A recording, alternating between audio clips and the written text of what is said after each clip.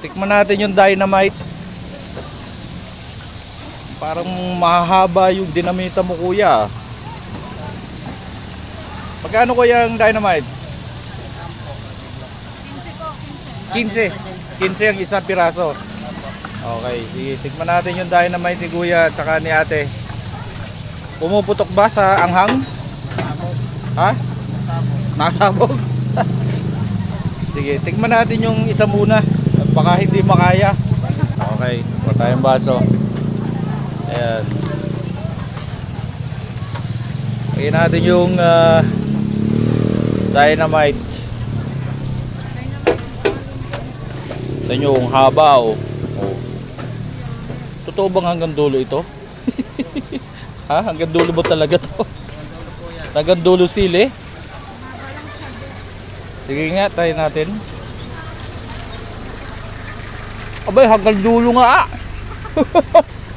Hanggang dulo nga, oh. Oh, mahaba. Ano pangalan po nila, kuya?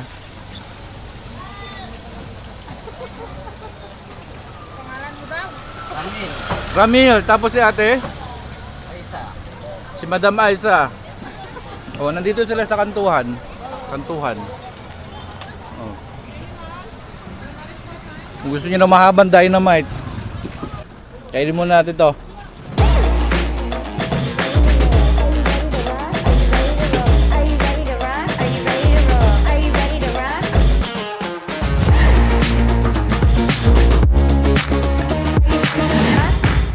Manghang yung dynamite, manghang. Pero merong isang ano, may halo siya, may laman siya sa loob. Parang anong laman natin nung dynamite natin? Giniling po. Giniling din, ano? Giniling and cheese. Mahal, ay mahal, manghang. Hindi palamig, talaga hindi kanaya ang anghang. Masarap din yung sauce niya. Tingnan niyo yung sauce niya.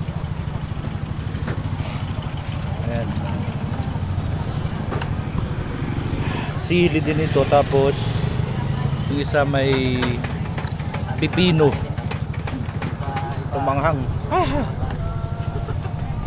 Ayan.